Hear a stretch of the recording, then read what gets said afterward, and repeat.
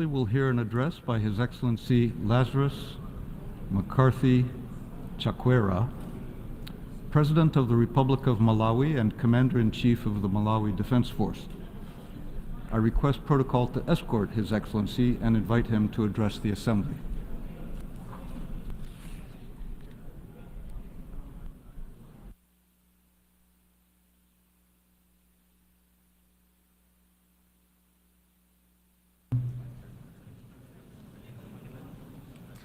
Your Excellency Philemon Young, President of the 9th Session of the United Nations General Assembly, Your Excellency Antonio Guterres, Secretary General of the United Nations, Your Excellencies, heads of state and government, and leaders of delegations, distinguished ladies and gentlemen. Every member state of the United Nations relates to other nations in the world in three dimensions: cooperation, competition, and conflict. And how we manage our relationships on these dimensions will ultimately determine the kind of world we will create for the children of tomorrow. So when we sit in this chamber to deliberate on the cooperation or competition or conflict between member states, we are actually designing and deciding our future.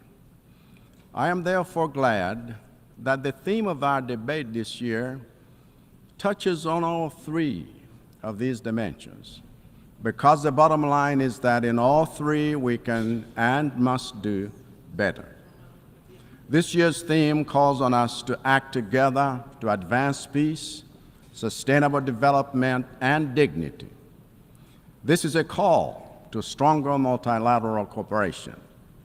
But if we are serious about cooperation, then we must act with urgency in fixing and reforming the United Nations and other multilateral institutions. And one fix that we from Africa demand is for the United Nations to embrace democracy in the Security Council by giving 2 permanent seats to Africa with veto power. When I first made this call in my inaugural address in this chamber, I was delighted to hear President Biden also announce that the United States is in favor of this reform. Similarly, when I met President Xi Jinping of China 3 weeks ago, I was delighted to hear that he too is in favor of stronger representation of the interests of developing countries in the Security Council. So, Mr. President, the time to fix this is now. We need this fix to strengthen our voice on the issues that matter to us in Africa. In the 4 years that I have been president, I have declared state of national disaster every year because of climate change impacts that we cannot solve without multilateral cooperation. And for one of those years, I was chair of 2 development communities, namely the Southern Africa Development Community, SADC, and the Least Developed Countries, LDCs. And I learned firsthand that no nation can survive a global crisis or develop in the face of shocks without strong multilateral cooperation to sustain it. Even this year, I see how challenging it has been for my country and for Malawians. Coming off the back of the state of national disaster that I declared last year to secure international cooperation in response to the devastation caused by Cyclone Freddy, I had to declare another state of natural disaster this year to secure international cooperation in response to El Niño weather conditions that have destroyed crops in 3/4 of the country's districts, leaving 1/5 of the Malawian population without enough food to last the year. And this is happening in the face of devastating trauma we have suffered as a nation for the past 3 months, from the tragic death of our Vice President, Right Honorable Dr. Saulos Klaus Chilima, in a plane crash, whose cause is yet to be established by the German experts we have asked to investigate the accident. Yet another example of the necessity of international cooperation. Even the great strides of development we have made over the past 4 years have been facilitated by strong international cooperation. Whether it be the 4 road corridors and hundreds of secondary schools we are constructing through our cooperation with the United States, or the M1 road we are rehabilitating and expanding through our cooperation with the European Union, or the railway line system we have revived for the first time in 40 years through our cooperation with China, or the orthopedic and neurosurgery hospital we have developed through the cooperation with Norway, or the Makanjira Road we are ready to develop through our cooperation with Saudi Arabia, or the investments we are making to strengthen education and governance institutions through our cooperation with the United Kingdom, or the solar power plants that we have developed through our cooperation with Japan, or the extended credit facility from the International Monetary Fund that has unlocked access to the World Bank's and IDEA support through cooperation with developing partners, or the life-saving food assistance we mobilized for the people of Mangochi following the impact of Tropical Storm Anna through the cooperation with Iceland, or implementation of social protection programs to help rural women enjoy economic empowerment through our cooperation with Ireland, or the procurement of emergency food, fertilizers, and climate-resilient seeds for climate-ravaged Malawian communities through our cooperation with Tanzania, Ukraine, Egypt, Iceland, Russia, Morocco, and many others.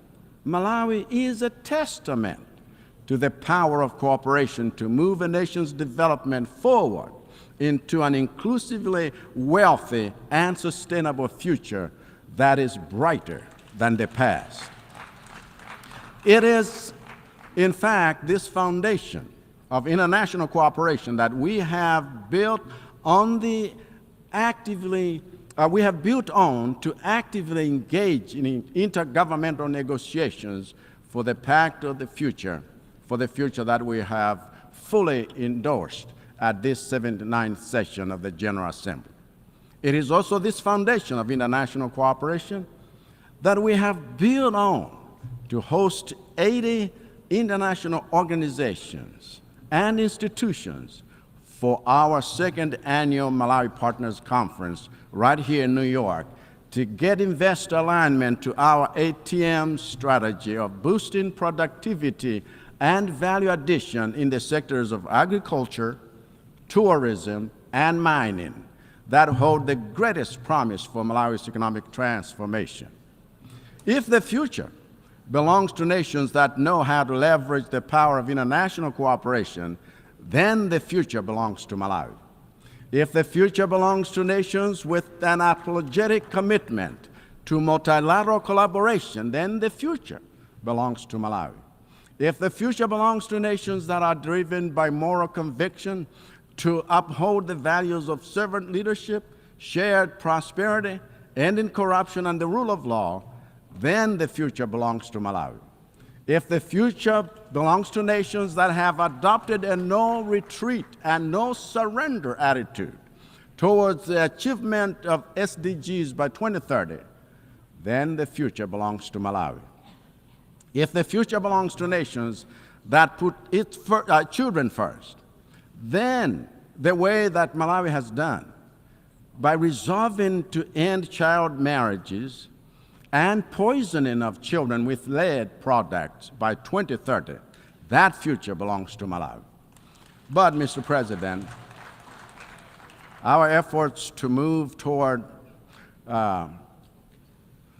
in the fifth gear, toward these goals are being significantly slowed down by a global system of multilateral agencies and financial institutions that are too slow, too inefficient, too monolithic, and too undemocratic for the kind of speedy and tailor-made interventions that we need.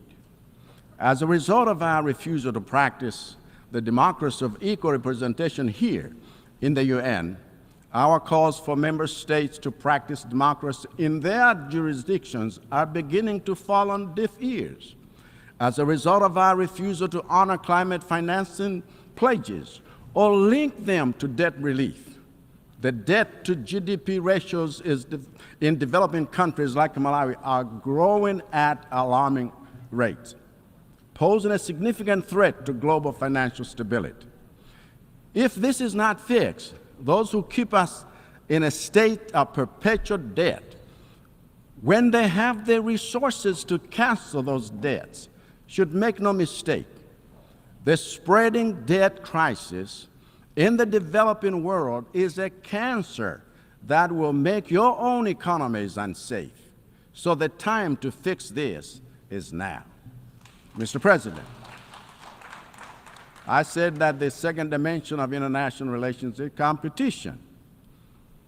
And again, in this area, we all can and must do better. There is nothing wrong with healthy competition between nations because competition fuels innovation, improves quality, and multiplies options for citizens, which is the essence of freedom. But as we have done in global sports, we must make competition between nations fair by regularly reviewing and revising the rules on which our international system is based, to ensure that the way nations compete and what they compete for is not rigged to disenfranchise some countries as we compete for natural resources, international markets, financial support, and the new technologies, which are currently skewed against the global South. Even with the era of artificial intelligence being fully upon us, I worry that the rules for regulating this arena are already being written to empower some nations and give them unfair advantages over others. We need more than a rules-based system. We also need the rules themselves to foster fair competition. Of course, what this means is that we need stronger governance institutions that can enforce fair rules for accessing education, markets, technology, financing, and natural resources. It is therefore my central contention, Mr. President, that the one place we must have strong governance is here. If governance is weak here, there will be no one to regulate the collaboration and competition between nations in an equitable manner. And it is this absence of equity that is at the root of unwinnable conflicts in Eastern Europe, in Palestine, in Eastern DRC, and counting. We need governance reform to make United Nations stronger because the world needs a strong UN that can be good and peaceful, not a weak UN that can only be harmless. And we need it now. Thank you for your attention.